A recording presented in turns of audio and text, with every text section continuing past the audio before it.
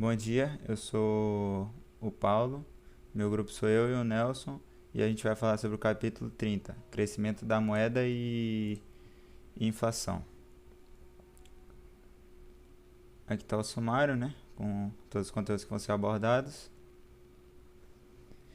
E tá, começando sobre a inflação. Em 2010, uma latinha de Coca-Cola de 350 ml custava 1,32. Já em 2019, a mesma latinha de 350 ml já estava custando 2,70. Agora, isso aí não é surpresa para ninguém, né? Provavelmente, que os preços aumentam com o passar do tempo. Esse aumento de nível médio do preço é chamado de inflação. A inflação ela pode parecer inevitável, mas na verdade no século XIX teve longos períodos em que a maioria dos preços acabou caindo. E esse fenômeno da queda dos preços médios é chamado de deflação. O, o nível médio dos preços da economia norte-americana foi 23% menor em 1896 do que em 1880. E essa deflação acabou afetando quem estava devendo, né? Os fazendeiros que estavam devendo acabaram sendo bastante afetados com essa deflação, porque o preço dos produtos deles caiu, mas a dívida continuou. Então eles ganhavam menos e tinham que pagar a dívida que já tinha sido feito antes, enquanto os preços estavam mais altos. Eles acabaram tendo dificuldades nesse período aí que houve a deflação, né? Bom, agora por que os consumidores pagam 2,70 em um refrigerante, uma latinha de Coca-Cola, que antes era vendida a 1,30? Será que é Será que é porque o refrigerante ficou melhor? Alguma coisa do tipo? Provavelmente não. O que acontece é que a moeda desvalorizou. A moeda não vale quanto ela valia há 9 anos antes, né? No caso, em 2010 seria 1,30. Em 2019 a moeda estava valendo bem menos, então por isso que o preço aumentou. A gente tem que entender que a inflação ela tem mais a ver com os preços do que com o valor da moeda do que com os preços do produto, tá? Então fazendo uma relação com entre o nível médio de preço com o valor da moeda. Quando o nível médio de preço aumenta, o valor da moeda cai, porque a pessoa vai precisar de mais moeda para comprar o mesmo produto, né? O produto vai estar mais caro, então a moeda cai. A mesma coisa quando a moeda aumenta, né? O nível de preço cai, porque a gente vai precisar de menos moeda para comprar o produto. Então, é interessante a gente expressar isso de forma matemática, né? Essas ideias. Então, P é o nível de preço, que, por exemplo, vai ser o índice de preço ao consumidor, que é o preço médio de um produto, e um sobre P é o valor de R$ 1 medido em termos do produto. Então, se, por exemplo, a latinha de refrigerante, se ela custa R$ 2, então P é igual a 2, e um sobre P vai ser um sobre 2 é a quantidade da latinha que seria comprada com R$ 1. Então, se a latinha custa R$ 2, R$ 1 só compra metade da latinha. A mesma coisa para se a latinha custasse R$ 3, R$ 1 seria equivalente a um terço do produto. É, é, essa a, é basicamente isso, essa relação que a gente quer fazer entre o valor real da moeda, o que ela consegue comprar. Oferta e demanda da moeda. O que determina o valor da moeda? A resposta dessa questão, como muitas outras questões na economia, está ligada na oferta está relacionada com a oferta e demanda. Assim como os outros produtos normais, a moeda não é diferente dos outros produtos. Ela depende da oferta e da demanda para o valor dela ser estabelecido. Se P, o preço médio, aumenta, o valor da moeda diminui, como já foi falado, né? Como eu já falei. Porque são necessárias mais moedas para comprar bens e serviços. Então aqui tem uma relação. Mais moedas, se tem mais moeda no mercado, o valor dela diminui e o preço médio aumenta. tem mais moedas, ela vale menos. Então aqui tem também um diagrama aqui, ó, o valor da moeda aumentando, o valor da moeda crescendo e o nível de preço caindo ao mesmo tempo, ó. O valor da moeda dobrou, o nível de preço diminuiu pela metade. É isso. Agora a injeção da moeda. Quais são os efeitos de uma injeção da moeda? Às vezes a gente pensa, o governo tá. Quem nunca pensou nisso, né? Se o país tá falido, é só criar mais moeda aí e sair distribuindo. Mas isso aí ia quebrar a economia, porque na verdade não ia mudar muito a longo prazo, porque a, ele tende a pegar um equilíbrio de novo de preços. Depois que houvesse uma injeção, o mercado fica com excesso de oferta de moeda, então o preço dela cai. Vai ter muita moeda, então o preço dela vai cair. E o valor dos produtos vai aumentar. Aí algum tempo depois, igual eu falei, ela tende a atingir um novo equilíbrio de preços. Aí tem aqui o exemplo, efeito de uma injeção de moeda. Aqui no exemplo tem mil dólares, né? Vamos botar em reais, R$ 1.000. Vamos dizer que é o salário mínimo aqui, R$ 1.000. E o preço do produto está aqui, ó. Valor da moeda, 1/2. O valor da moeda está 50 centavos, vamos dizer. Se aumenta 50 centavos de dólar, né? Se aumenta para 2.000, o valor da moeda vai cair pela metade, vai cair para 25 centavos. Se o real estiver valendo, nesse exemplo aqui, vamos dizer que é real aqui, ele está valendo 50 centavos de dólar. Se aumentar, dobrar a quantidade de moedas no mercado, o preço vai cair pela metade, o valor da moeda vai cair pela metade e o nível dos preços vai aumentar, vai dobrar. Aí, na hora que chegar nesse ponto aqui, vai se criar um novo equilíbrio em que a moeda vai estar valendo a metade e as pessoas vão estar ganhando o dobro. Então não vai mudar muita coisa a longo prazo, né? Agora falando sobre variáveis nominais e variáveis reais. Variáveis nominais são as variáveis que são medidas em unidades monetárias, que são, por exemplo, PIB nominal, que é a quantidade produzida, vezes o valor do produto, juros nominal, que é a taxa de retorno medida em reais, e o salário nominal, que é o salário menos a inflação. E variáveis reais são medidas em unidades físicas, por exemplo, PIB real, que é a quantidade produzida, taxa de juros real, que é medida na produção, e salário real, que é o salário real, que é o salário menos a inflação, né? O salário nominal é só o salário mesmo que a pessoa recebe sem subtrair a inflação. Preço relativo. Os preços normalmente são medidos em moeda, né? Então o preço de um CD é 15 reais aqui no exemplo, o preço de uma pizza é 10 reais. O preço relativo é o preço de um bem relativo ao outro, ou seja, dividido por outro. Ao exemplo aqui da pizza, o preço relativo de CDs em termos de pizza é o preço do CD sobre o preço da pizza. Então 15 sobre 10, né? Então vai ser uma pizza e meia por CD. A pessoa tem que ter uma pizza e meia para ter um CD equivalente, né? Ser equivalente a um CD. Os preços relativos são unidades físicas, então eles são variáveis reais, eles não são afetados pelo preço da moeda. Salário nominal e salário real.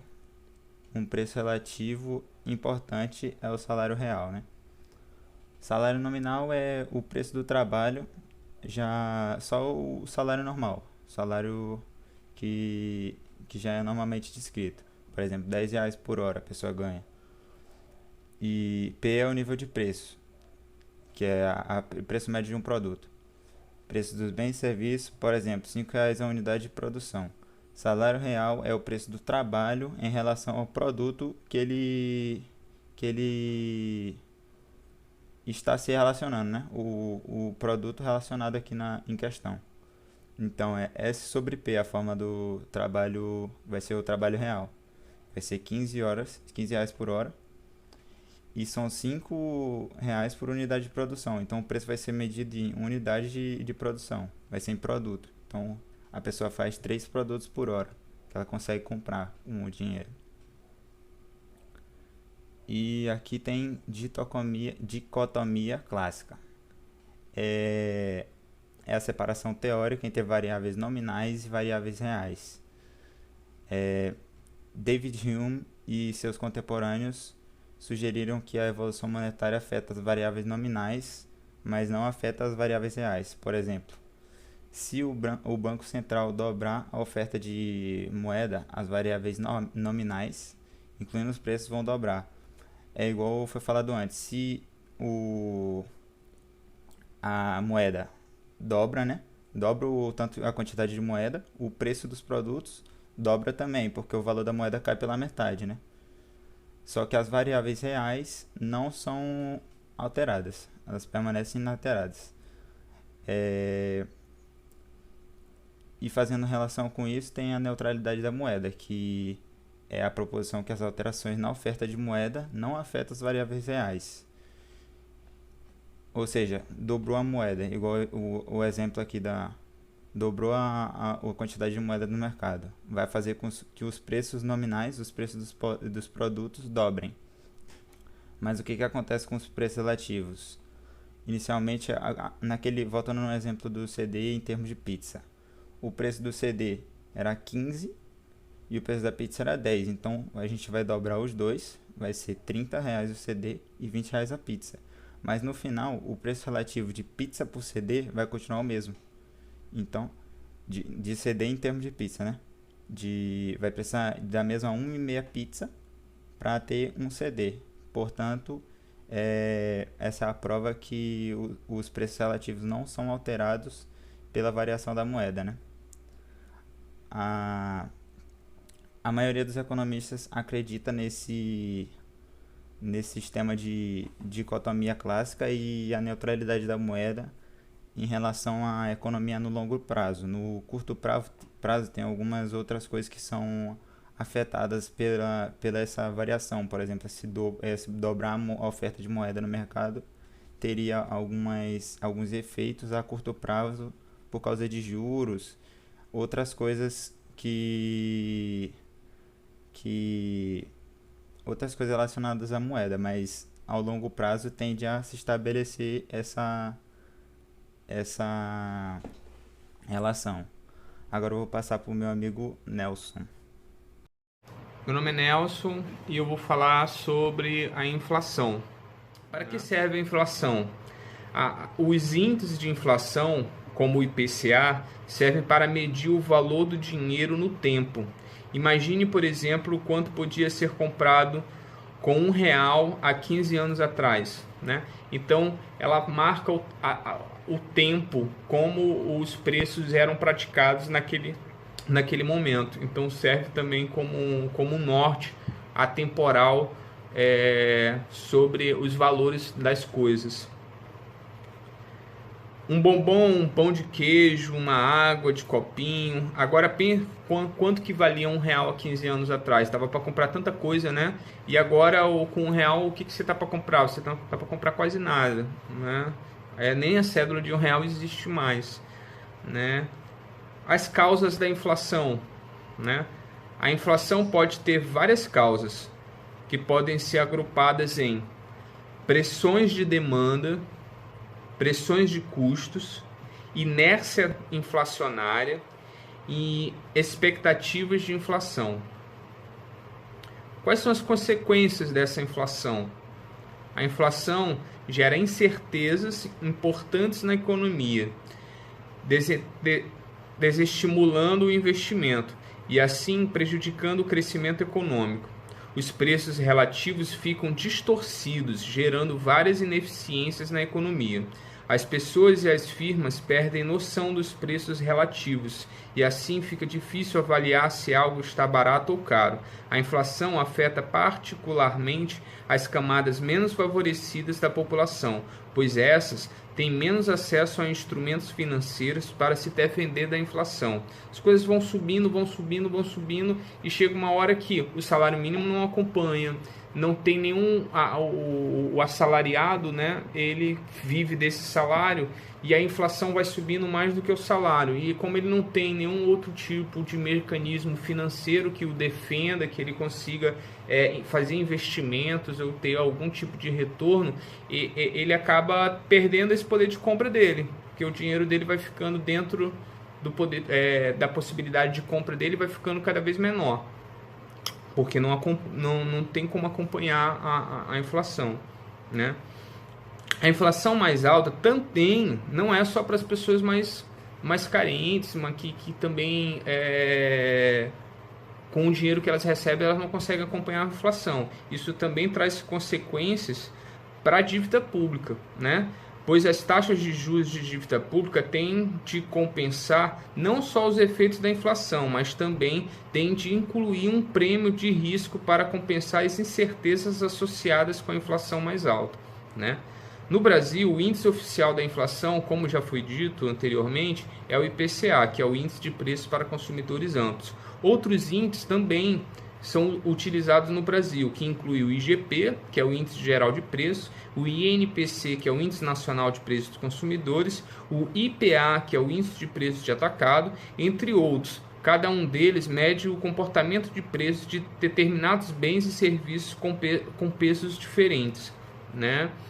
O IPCA, por exemplo, que é o principal utilizado, ele calcula o comportamento dos preços de uma cesta de bens e serviços tipicamente consumidos por uma família, né? Tem aqui uma cesta, e essa cesta ela está lá incluído os custos de uma família de modo geral, né? Que vai alimentação, habitação, vestuário, transporte, saúde, despesas com pessoais, educação e comunicação. Isso é uma cesta que eles chamam. Deste modo, o IPCA é usado para reajustar o salário mínimo anualmente por representar melhor o peso do preço de certos produtos em família de baixa renda no país. Agora que você entendeu o que é inflação, vamos ver para o que ele serve e como isso afeta o dia a dia de cada um de nós. Para que serve a inflação, né? O que é a inflação? Como eu falei, né? Ele serve para medir atemporalmente como o preço se comportou durante um certo período de tempo. Então ele serve para medir o comportamento de preço sobre diferentes bens e serviços, são muito importantes para analisar o valor da moeda ao longo de meses, ao longo de algum tempo. E aí aparece uma palavrinha quando a gente está pesquisando muito sobre inflação, chamada FED, né?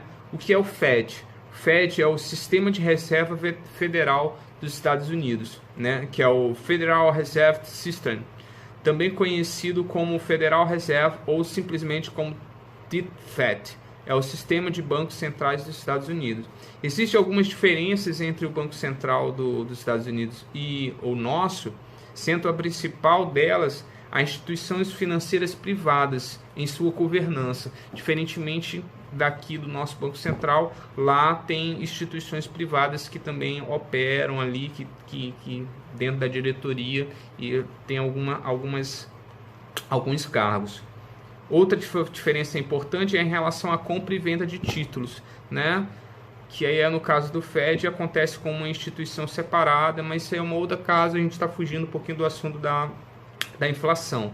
Mas vamos voltar aqui do FED só para poder elucidar por que a gente está falando do FED. O FED, como ele é o Banco Central da maior potência do mundo, toda e qualquer alteração ou que ele possa fazer, alguma atitude que ele possa vir a tomar, pode trazer consequências mundiais, né? Por isso que ele é sempre citado. O FED não pode interferir diretamente em outras economias mundiais. No que diz respeito aos Estados Unidos, entretanto, em se tratando de maior economia global, os Estados Unidos tem impacto na economia dos demais países, nas bolsas de valores, nas commodities, né? É por isso que qualquer pronunciamento e grandes movimentos do FED gera notícias no mundo inteiro. E especialmente durante a pandemia, e as decisões da Federal Reserve são acompanhadas de perto pelos demais países. É isso o que eu tinha para falar um pouco sobre a inflação.